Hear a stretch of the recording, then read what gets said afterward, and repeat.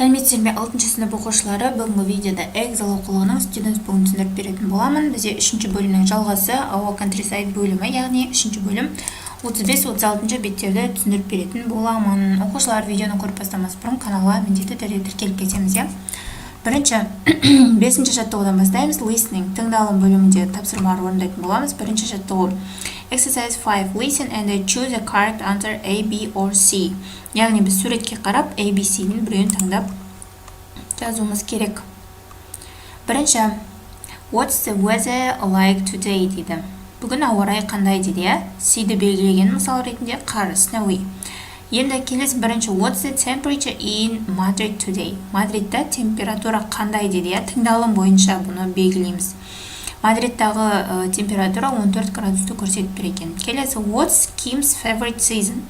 Кимнің сүйікті сезоны қандай деді, жыл мезгілі. Яғни ол spring екен. Келесі, Where is man from? Ол ер адам қайдан деді, ол ер адам Чилидан екен, Сиді белгілейміз. Келесі, How far away is Durston Park? Жауап A болады. 5 kilometers болады. Осыларды белгілейміз оқушылар. Келесі 6-шы жаттығу Exercise 6 Speaking, яғни айтылым бөлімі. Complete the dialogue дейді, диалогты толықтар дейді. What's the weather like in your country in the summer? Сенің еліңде жазда ауа райы қандай болады дейді. Жауап береміз. It's very hot in the summer in my country. Келесі, менің елімде жаз мезгілінде өте ыстық болады деп жауап берді. How often does it rain? Жаңбыр қаншалықты жауады дейді. It rains very rarely, mostly in the autumn months. Яғни жаңбыр өте сирек дейді. Әсіресе күз айларында, көктем айларында жаңбыр жауады дедік. Келесі, What is the highest mountain in your country? Сенің еліңдегі биік тау қандай дейді. The highest mountain in Kazakhstan is Khantengri. Келесі, What is the largest lake in your country? Сенің еліңдегі өте көл қандай дейді. The largest lake in Kazakhstan is Lake Balkash. Балкаш көлі, ең ұзын көл. Келесі, What's your favorite season? Сенің сүйікті мезгілің қандай деді. My favorite season is summer дедік. Менің сүйікті мезгілім жаз дедік. Мына жерге өздерің өзгеріп жасанар болады. What do you like this season? Ол жыл мезгілі несімен ұнайды деді. I like summer because the weather is hot and we can go to the beach. Себебі ауа райы өте ыстық болады және біз шомылуға барамыз дейді. Жазып аламыз оқушылар. Келесі 7-ші жаттығу Exercise 7. Imagine you are visiting the Sharon Canyon. Елестет, сен Шарын шатқалына бардың дейді. Write a short email to your English pen friend. Ағылшындық pen friend дегеніміз ол ғаламтор арқылы сөйлесетін, хат алмасатын досың, ағылшындық сонда досыңа хат жаз дейді.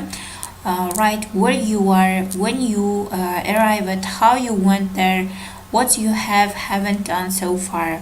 Яғни соны сипаттап 50-60 сөзден тұратын хат жазуымыз керек. Мен мысалға Джонға деп жаздым. Мысал ретінде Greetings from the Sharon Canyon in Kazakhstan. Қазақстандағы шатқалынан сәлем дейді. It's amazing here. Мұнда өте керемет дейді. The weather is really nice. Ауа райы өте керемет. The sky is blue and the sun is shining. Аспан көгілдір болып тұр және де ауа райы күнді болып тұр дейді. Күн шығып тұр дейді. The Sharon Canyon is really beautiful and has lots of amazing wildlife. Шарын шатқалы өте керемет және әдемі және көптеген жануарлар бар дейді. Also there is a part of it where the rocks look like buildings. At sunset the valley is full of the most amazing colorful colors. See you soon, Dana. Деп мысал ретінде осындай хат жазсақ болады оқушылар. Келесі бізде 36-шы бет Exercise 1 Booking a holiday дейді. Listen and repeat.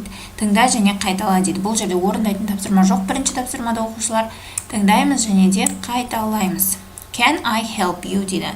Can I help you? I'd like to book a trip. When would you like to leave? How much is the trip? How would you like to pay? you are welcome дейді. Яғни осы сөздерді тыңдаймыз және де артынан қайталаймыз, иә. Келесі екінші жаттығу exercise 2. The sentences are from a dialogue between Miss Ahmedova and the travel agent. Where does Miss Ahmedova want to go? Listen and read to find out дейді. Яғни сұраққа жауап береміз. Miss Ahmedova wants to go to Bath дейді. Яғни бұл жерде диалогты рөлге бөліп оқу керек. Оқимыз, иә. Келесі үшінші жаттығу exercise 3. Find sentences in the dialogue which mean. Яғни диалогтан сөйлемдерді табамыз дейді. May I help you? I want to buy this holiday. The cost is 180 euro. My please enjoy your day дейді. Яғни үшінші жаттығуда may I help you емес, can I help you десек болады. The cost in 180 euro. It's 180 per person болады. Келесі my please, you are welcome, enjoy your day, have a nice day десек болады, иә. Келесі төртінші жаттығу exercise 4.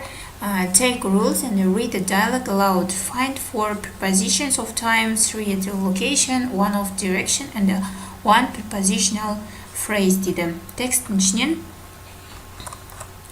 біз сөйлемдерді тауып жазамыз. Келесі бесінші жаттығу exercise 5. You are on the telephone talking to a travel agent. You want to book a trip from London to Edinburgh. Your partner is the travel agent. Act out your dialogue. You can use the dialogue in exercise 2. Change the words in color. Use prepositions of time, location and direction. Яғни Эдинбург, Лондон мен Эдинбургтың арасындағы саяхат жайлы жазып бер дейді. Мысал ретінде мен осындай диалог жаздым. Сендерге барлығы көріну үшін барлығын бір бетке сыйлап беретін боламын.